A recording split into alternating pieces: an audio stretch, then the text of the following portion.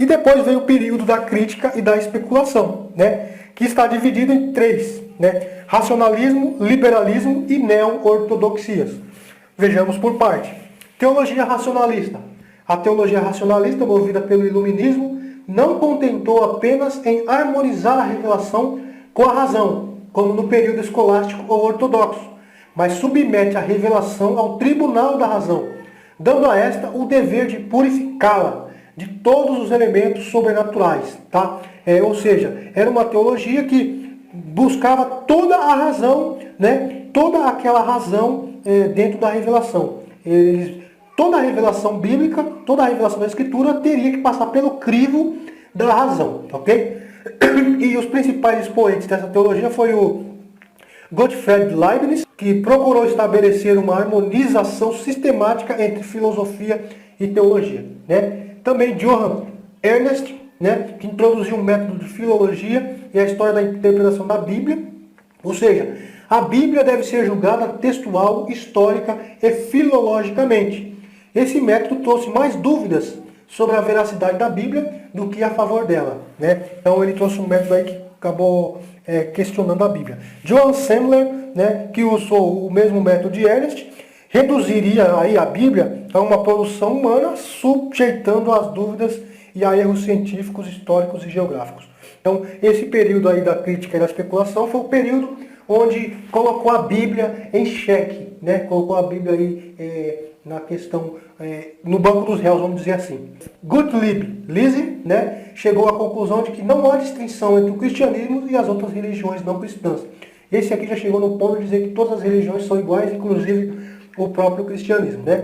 Hermann Reimarus, né, sustentou que todos os elementos miraculosos e sobrenaturais dos evangelhos são invenções dos apóstolos. Jesus não ressuscitou, mas morreu desesperado ao ver seu insucesso, o insucesso, né, da sua pregação em torno do advento do reino dos céus. Então, Immanuel Kant, né, que se defende que todos os elementos dogmáticos são reduzidos a simples símbolos. Jesus, por exemplo, é o símbolo da luta da humanidade contra o mal e de sua vitória sobre este. Ou seja, esses caras foram precursores aí da teologia liberal, que na verdade de teologia bíblica mesmo não tinha muita coisa não, tinha mais ceticismo do que Bíblia, né? E a teologia liberal. A teologia liberal é a teologia do século XIX, né, que é inspirada em dois princípios paradoxais. Primeiro, a razão. E seus principais expoentes são, primeiro Friedrich Schleiermacher, né, que, considerado o pai da teologia liberal, reduziu a experiência da religião a um sentimento de dependência radical. Ou seja, o homem depende radicalmente de um outro, isto é, de Deus, que não é alcançado racionalmente, mas por meio da intuição e do sentimento. Georg Hegel, né, ele sustenta que o órgão da revelação não é o sentimento, mas o pensamento. Mas o pensamento em forma de imagens, símbolos, metáforas, e reduziu Cristo a um bom moralista que praticava perfeitamente a moral. Nada mais do que isso. Ludwig Feuerbach, que desenvolve toda a religião como a necessidade do homem. O homem não é produto de Deus, mas Deus é um produto do homem. Ou seja, aí ele tira a questão que o homem inventou aí a divindade, né? David Strauss, né, que afirma que Jesus em sua vida era um mito, construído mais ou menos conscientemente pelos discípulos. Religião é um mito, né? David Strauss ele defende que a religião é só um mito. Albert Ritschl procurou levar o protestantismo para um sentido histórico crítico mais profundo, salvando aí do misticismo. A vida cristã e a fé é um puro empenho moral, né? E vemos Adolf von Harnack, né, que procurou eliminar a vida de Cristo, tanto os milagres quanto os dogmas. Para ele, dogmas era fruto da helenização do cristianismo e os milagres da mentalidade mágica e supersticiosa dos primeiros discípulos. Então, o que nós vemos aqui, que nesse período aqui do liberalismo, da teologia liberal, né, nós vimos que a igreja passava por um grande problema, que eram os teólogos liberais não crerem mais naquilo que vinha sendo ensinado ali pelos pais da igreja, né? Desmistificar tudo, Jesus não é mais Deus, era só um mito e por aí vai. né? Isso nós vamos ver mais a fundo na história da igreja também, na matéria História da Igreja. Isso aqui é só um breve panorama histórico da teologia para a gente compreender, tá ok? Teologia neo-ortodoxa é o período de reação contra o liberalismo teológico, começando pelos próprios liberais, Soren Kierkegaard, né, e Martin Kahler. Mas quem teve maior sucesso contra o liberalismo foi Karl Barth, que reconduziu o protestantismo aos trilhos da ortodoxia, ou seja, aos pensamentos genuínos dos reformadores Lutero e Calvino. Então nós temos três nomes aí: Soren Kierkegaard, Martin Kahler e Karl Barth, que foram os homens aí que dentro do meio do liberalismo vem trazendo a nova teologia, que na verdade era trazendo novamente a ortodoxia para as pautas da teologia, e essa foi denominada a teologia neo-ortodoxa, tá certo? Teologia propriamente dita, né? Tendo feito em nossa primeira parte aqui essas considerações necessárias para a compreensão da nossa matéria, agora vamos entrar na segunda parte de nosso estudo, que trata especificamente da pessoa de Deus. Daí a expressão teologia propriamente dita, né? Então vamos falar sobre a existência de Deus, a necessidade e a possibilidade de uma demonstração da existência de Deus, tá? Primeiro, o argumento ontológico. O argumento ontológico afirma que a palavra Deus significa o ser que tem todas as perfeições. A existência é uma perfeição. Logo, seria impossível conceber Deus sem apreender ao mesmo tempo sua existência. Ou seja, o argumento ontológico diz que Deus significa aquele que tem todas as perfeições. Então, nós já afirmamos que Deus existe porque se existe uma perfeição, logo seria impossível conceber que Deus sem aprender ao mesmo tempo sua existência. Ok? Esse é o argumento ontológico. O argumento fideísta e agnóstico. O fideísmo é o sistema de doutrina que consiste em não reconhecer no homem outra fonte válida de conhecimento fora da fé. Os fideístas sustentam que a existência de Deus não pode ser conhecida pela razão natural, mas apenas e tão somente pela fé. Opondo-se a esse argumento, nós vemos o agnosticismo, que é um sistema filosófico segundo o qual o conhecimento absoluto é inacessível ao homem. Ou seja, os agnósticos negam o poder da razão e as luzes da fé, tornando o homem impossibilitado ao conhecimento de Deus. Ok? Crítica aos argumentos ontológico, fideísta e agnóstico. Tomás de Aquino critica o argumento ontológico afirmando que a existência de Deus não é evidente para todos, pois segundo este argumento, Deus é um ser que tem todas as perfeições e muitos filósofos pagãos, né, disseram que o mundo era Deus. Certos povos consideram como Deus o Sol, a Lua, e sobre esses argumentos fideísta e agnóstico, critica dizendo que tais argumentos injuria a razão natural e quebra a ordem das ciências, né, a ordem das ciências e compromete a integridade do saber. Devemos ou não preocupar em provar a existência de Deus? Essa é a pergunta. Provar a existência de Deus não é coisa inútil, desnecessária ou impossível. É necessário porque muitos poderão duvidar da existência de um Deus que é espírito pessoal. Para muitos, Deus é apenas a primeira causa, a causa primitiva, a causa que originou o universo. Não se deve, no entanto, esperar que nossa apresentação da existência de Deus satisfaça a todos. Agora, quanto à possibilidade de provar a sua existência, cremos que é possível, porque o próprio Deus se revelou ao homem. Ok? E eu quero aqui utilizar três dimensões dessas provas da existência de Deus. A primeira é a metafísica, a moral e a bíblica. E vejamos uma de cada vez aqui. Metafísica. Entende-se por provas metafísicas aquelas que advêm do conhecimento das causas primeiras e dos primeiros princípios. Estas provas partem das diferentes ordens que podemos observar no universo, que são 5. Vejamos. Primeiro, a prova pelo movimento. Segundo esta prova, tudo que se move é movido por outro. Quer dizer que nada passa da potência ao ato, a não ser sob a ação de uma causa, já em ato. Resumidamente, nada pode ser causa de si mesmo. Sendo assim, uma coisa se move por outra, e se move, é preciso haver um primeiro motor que não seja movido por nenhum outro. E esse primeiro motor é Deus. Tá certo? A segunda prova, pela causalidade. Tudo que se produz é produzido por outra coisa, pois nada que é produzido é causa de si mesmo. Concluímos daí que há uma causa absolutamente primeira, fonte de toda a causalidade. Esta primeira é transcendente a todas as séries causais. Esta primeira é Deus. Tá? Prova pela existência dos seres contingentes. Os seres contingentes são seres que são, mas poderiam não ser, pois os seres contingentes não possuem em si mesmo razão de sua existência. Os seres contingentes devem, portanto, ter num outro a razão de sua existência. Se pudéssemos prosseguir até o infinito, chegaríamos à conclusão de que é necessário que exista um ser por si mesmo, pelo qual todos os outros existam. E este ser é Deus. Ok? Provas pelos graus de perfeição dos seres.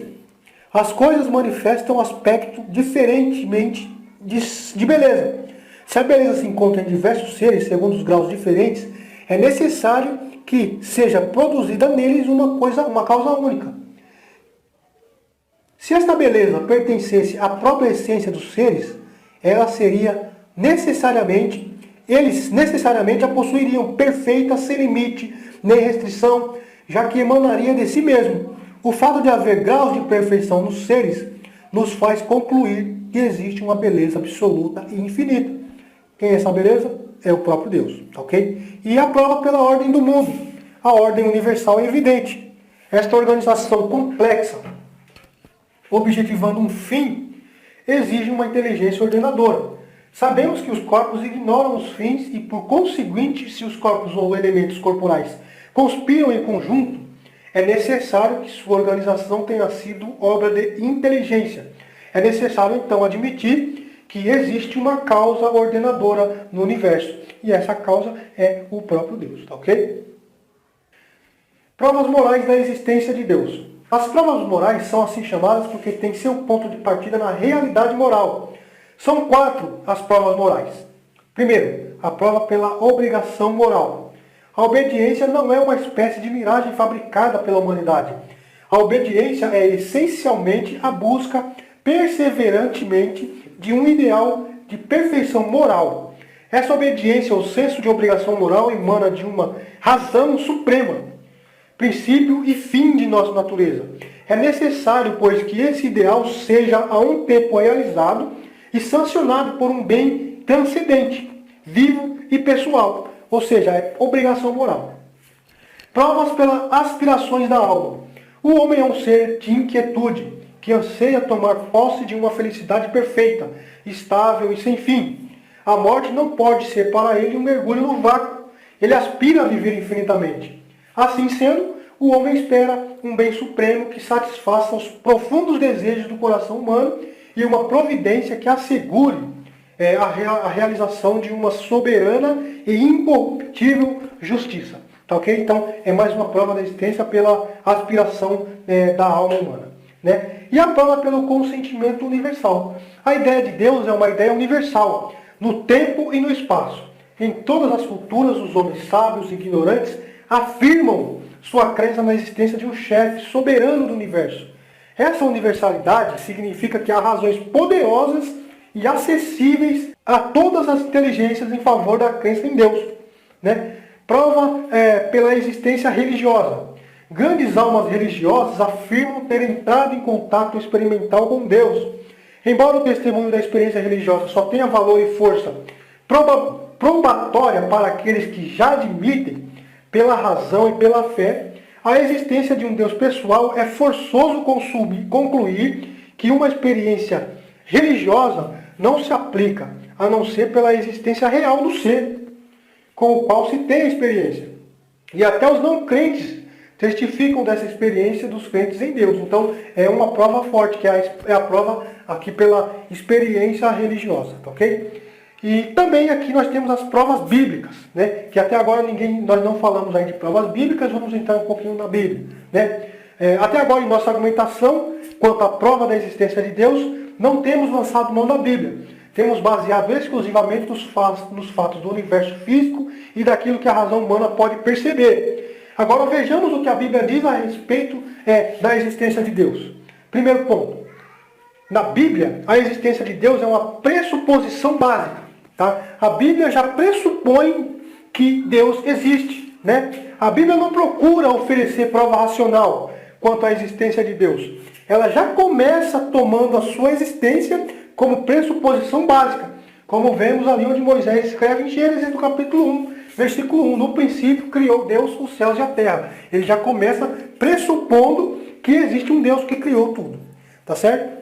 E as provas morais da existência de Deus. A Bíblia ensina que Deus se tornou conhecido mediante o seu ato de criar e sustentar tudo o quanto existe, né? Essas ações são acompanhadas por palavras que interpretam a sua presença e o próprio universo. Então, a própria Bíblia ensina e sustenta isso, que Deus se torna conhecido através do ato de criar e de sustentar tudo quanto existe. Nós vemos lá no Salmo 19, Atos capítulo 14, verso 17, capítulo 17, do 24 a 28 também. Tá? E Deus revelou a sua existência através do ministério dos profetas, reis e sacerdotes fiéis. E finalmente Deus se revelou clara e definitivamente a nós, mediante o seu Filho e por intermédio do seu Espírito Santo, que em nós habita. Né? Hebreus capítulo 1, versículo 1, João 14, 16, 17 e 26, nós vemos aí textos falando sobre tudo isso, tá ok? Uma definição de Deus, definindo Deus. Eu aqui não ousaria dar uma definição completa e satisfatória, dado a vastidão desse tema, né? Mas temos, porém, na revelação cristã, o material necessário para uma definição cristã de Deus. O que procuramos é descobrir a ideia que Jesus tinha com referência a Deus. Se alcançamos isso, estaremos seguros de haver atingido a verdadeira ideia de Deus. Teremos um fundamento sólido para a nossa teologia. E aí eu quero lançar a mão da definição de Abby Langston, né, que ele cita no seu livro Esboço de Teologia Sistemática. Ele diz o seguinte: Deus é espírito pessoal, perfeitamente bom, que em seu santo amor cria, sustenta e dirige tudo. Deus é espírito pessoal, perfeitamente bom, que em seu santo amor cria, sustenta e dirige tudo.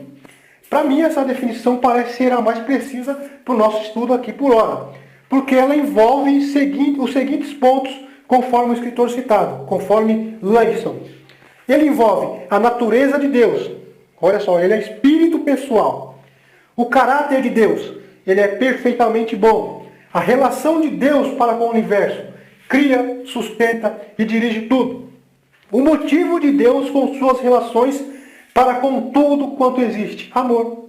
Então a natureza, ele é espírito pessoal, o caráter é perfeitamente bom e a relação para com o universo é que cria, sustenta e dirige tudo. E qual é o motivo da relação? Amor. Então, esse texto é muito interessante. Deus é espírito pessoal, perfeitamente bom, que em seu santo amor cria, sustenta e dirige tudo. Tá ok? A natureza de Deus.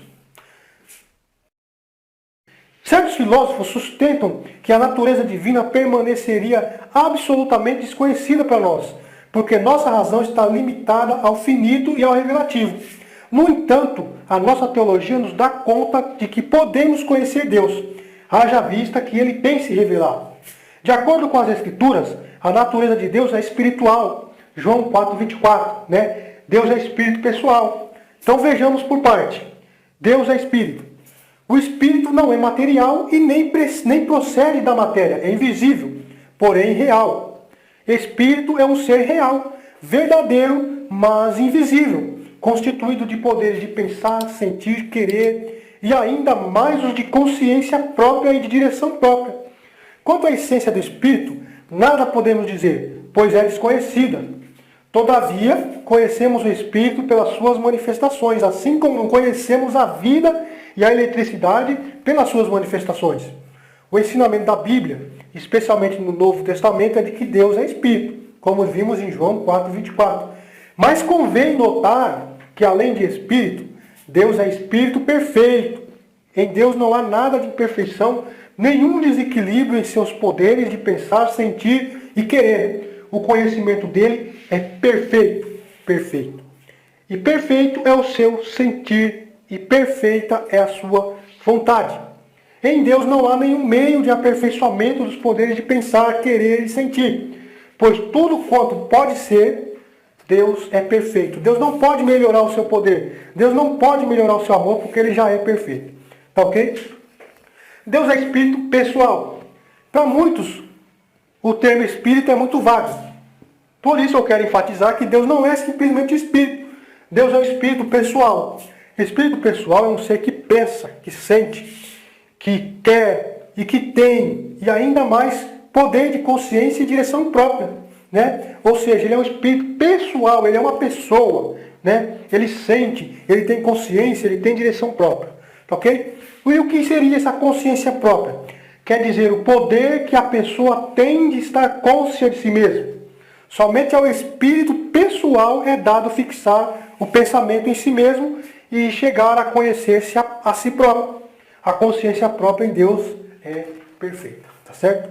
E a direção própria, que quer dizer que a pessoa se dirige a si mesma e não é dirigida por outro. Nenhuma circunstância exterior determina ou influi nos planos ou nos atos de Deus, tá certo? Os atributos de Deus. Definimos assim como atributos de Deus. O atributo é uma qualidade atribuída a um ser que existe. Os atributos de Deus são modos de atividades e qualidades do seu caráter. Classificação. Classificamos os atributos de Deus em atributos naturais, que se referem ao próprio ser de Deus, e atributos morais, que se referem às qualidades do caráter de Deus. Vamos dividir por partes. Atributos naturais de Deus. São 11. Vejamos. Espírito, né, como vimos em João 4:24. Conforme nossa definição, Deus é espírito. Como espírito é imortal, invisível, eterno, sua natureza espiritual é-nos de difícil entendimento, porque ainda não temos visto conforme ele é, mas podemos conhecê-lo pelas suas manifestações. Como espírito, ele é independente de espaço. Isso significa que ele está presente em toda parte, ainda mais como espírito, Deus é independente de tempo e não pode limitar-se dentro de um tempo, pois ele transcende o próprio tempo. Né? Simplicidade. Por simplicidade aqui, queremos que entenda-se como aquilo que não é composto de forma alguma. Deus não é composto de partes nem quantitativas, nem metafísicas, nem lógicas. Porque todo composto supõe imperfeição, pois o composto depende necessariamente dos elementos ou das partes que o constituem. Ele é, portanto, em relação com seus componentes, um ser secundário. Ou seja, nesse ponto, então Deus é simples. Deus não tem composição de nada. Ele é único. Ele não tem mistura. Tá ok? E, ora, Deus é um ser absolutamente primeiro. Logo, não pode ser composto de forma alguma. E, portanto, é perfeitamente simples. Né? Unicidade. Deus sendo infinitamente simples, e por isso mesmo infinitamente uno, esse atributo mostra que Deus é um ser único, que se manifesta nos diferentes modos de sua existência. Trata-se de que Deus é único e que não pode existir mais do que um único Deus. Isso resulta do fato de que o conceito de dois ou mais seres infinitamente perfeitos é contraditório. Haveria de faltar alguma perfeição em ambos, caso neste caso ninguém possuiria a perfeição infinita. Ou seja, nenhum seria Deus. Portanto, somente o Senhor Deus, o único Deus, possui esse atributo. Único, tá? Unicidade. Infinidade. Deus é eterno, uma vez que existe pela própria necessidade de sua natureza. Em Deus não existe nem passado nem futuro. Ele é um presente perpétuo. Por outro lado, começar a ser é uma imperfeição que não pode atribuir-se ao infinitamente perfeito. Ele não tem começo e ele não tem fim. Ele é infinito, né? Imensidade, né? Imenso é o que não pode ser medido. E este atributo divino exclui de Deus toda a possibilidade de ser circunscrito ou limitado por qualquer coisa que seja. Ele é imenso. Nós não podemos mensurar, nós não podemos medir, nós não podemos ter noção de como ele seja. Então, ele é imenso, né? Então, é isso aí, ok? Imensidade. Imutabilidade. Significa que não há em Deus mudança nenhuma. Tiago 1,17. Ele não muda de propósito, de pensar, nem de natureza. Gênesis capítulo 6, versículo 6, parece ensinar o contrário dessa declaração. Na verdade, não é Deus que muda o propósito ou o pensamento. Quem o faz é o homem. O homem é que tinha se corrompido. O homem é que fugiu do propósito. Embora aqui Deus tenha destruído o homem com o dilúvio, o seu propósito em relação ao homem permaneceu em Noé e na provisão da arca. Igualmente, no caso dos ninivitas, que quem mudou foi o homem. Né? Jonas, nós vemos aí no capítulo 3, versículo 10, Deus não fez o mal anunciado por causa da mudança do coração do homem. Mas o propósito de Deus em relação ao pecador impenitente continua de pé. João 3,18. Ou seja, ainda devemos notar que a linguagem desses textos, né, acomoda-se à nossa débil compreensão. É como se fala dos homens quando estão desapontados nas suas expectativas e esforços. Quer dar a entender que Deus não fica como espectador, indiferente com as ações humanas. Tá ok? Então Deus ele é imutável. Deus também é cognoscível, né? Que etimologicamente essa palavra significa que se pode conhecer.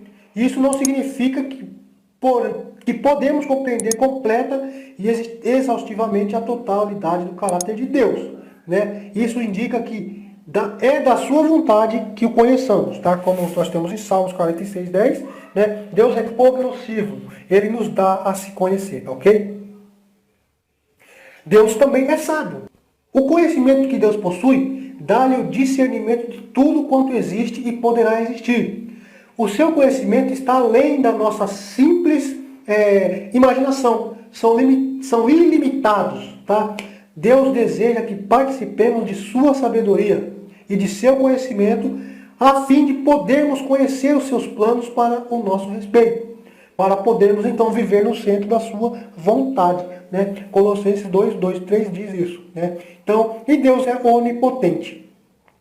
Em Deus há duas formas de onipotência, que podemos chamar de moral, que se refere a Ele próprio, e a física, que se relaciona com a criação.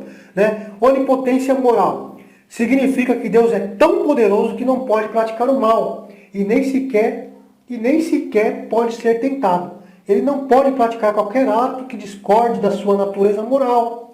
Considerando esta onipotência moral positivamente, entendemos que não há bem que Deus não possa fazer. Isto é, Ele pode fazer todo o bem que Ele deseja e tem o poder de não praticar nenhum mal. Onipotência física significa que Deus tem todo o poder para criar, sustentar e governar todas as coisas. Quando se manifesta a onipotência de Deus? Deus não pode ser impedido por quem quer que seja. Né? Jó 11:10, Provérbios 21:30, Isaías 14:27, Romanos 9:18. Né? As leis da natureza não podem limitar a onipotência de Deus. Ele está acima de todas as leis. Tá ok? E cumprindo as suas promessas. Tá ok? Então ele é onipotente. Onisciência. Com onisciência de Deus, queremos dizer que Deus conhece a si mesmo e todas as demais coisas, quer sejam reais ou apenas possíveis, quer sejam passadas, presentes ou futuras. Podemos enumerar algumas provas bíblicas. Vejamos provas quanto à sua onisciência. Provérbios capítulo 15, versículo 3, Jeremias 23 ao 25. Tá? Eu vou deixar os textos aqui para você ler. Tá? Provas por declarações expressas das Escrituras, Provérbios 15:11, Salmos 147, versículo 5, Isaías 46:10, Hebreus 4:13, Mateus 10:30. Né? Provas do conhecimento que tem de si mesmo, Mateus 11:27, 1 Coríntios 2:11. Nenhum homem conhece completamente a si mesmo. O conhecimento de Deus de si mesmo ultrapassa todas as criaturas. Deus conhece as coisas que existem, tais como a criação inanimada, a criação irracional, o homem em toda a sua obra, os pensamentos e o coração do homem, aquilo que o homem necessita. Tá? Porém, Deus conhece também todas as coisas possíveis. Exemplo, sabia como Jesus sabia que Tiro e Sidom teriam se arrependido se tivessem visto os milagres realizados em Betsaida, né, e em Corazim, que Sodoma e Gomorra teriam sido poupados se tivessem visto as obras que foram feitas em Cafarnaum. Né? Então, Deus também conhece o futuro. Ok? Onipresença é a infinidade de Deus em relação às suas criaturas. Por ser imenso, Deus é onipresente. Não devemos afirmar que Deus está presente em toda parte do universo, sendo Deus Espírito, não ocupa espaço. O espaço não existe para Deus. A verdadeira ideia de onipresença de Deus é que ele age com a mesma facilidade com que pensa e quer. Para agir, Deus não tem necessidade de ir de um lugar para o outro. Assim como nós não precisamos ir a certo lugar para pensarmos nele. Deus pode estar onde for necessária a sua presença. Então Deus é onipresente. E os atributos morais de Deus, que são, requeremos aqui referir aos predicados necessários da divina essência, que envolve qualidades morais. Neste tópico trataremos dos seguintes atributos. Primeiro, santidade. Termo para denotar a excelência moral de Deus. 1 Samuel 2:2. Significa inteira isenção do mal e absoluta perfeição moral. Ok? Justiça. O termo justiça ou retidão é empregado nas Escrituras algumas vezes em sentido mais amplo e outras vezes em sentido restrito. Ele é distinguido da justiça divina, da justiça interna, excelência moral e justiça externa, retidão e conduta. Tá? Qual a diferença entre justiça e santidade? Quando consideramos Deus como autor da nossa natureza moral, concebemos-lo como santo. Quando em seus tratos com suas escrituras racionais, concebemos-os como justo. Né? Há dois tipos de justiça. Justiça reitoral, que é aquela que se preocupa com a imposição das leis justas e com a sua execução parcial, e a justiça distributiva, né? É aquela que se manifesta na justa distribuição de recompensas e castigos. Ok? E o outro atributo é amor, né? O amor é o atributo da natureza divina, em virtude da qual Deus é eternamente movido à autocomunicação. Vemos alguns textos referentes a amor. 1 João 4:8, 3:16, né? O texto áureo, João 17:24, Romanos 15:30. Se Deus não tivesse este atributo, ele seria frio, insensível, indiferente ou mesmo inconsciente. Neste caso, Deus não seria um ser pessoal, mas apenas uma força. Ok? E verdade é o atributo do qual o ser de Deus e o conhecimento de Deus conformam-se eternamente um com o outro. Neste caso, toda a verdade entre os homens deve ser considerada como tendo seu fundamento nesta verdade imanente da natureza divina, como os fatos revelados no ser divino. Portanto, este atributo constitui o princípio e garantia de toda a revelação, enquanto mostra a possibilidade de uma eterna autocontemplação divina, independente de toda a criação. Então isso será entendido melhor à luz da doutrina da Trindade, que nós vamos continuar aí falando mais um pouquinho nas próximas aulas aí, tá? Aqui eu tenho a bibliografia do nosso trabalho, tá ok? E eu quero agradecer a todos vocês. Deus abençoe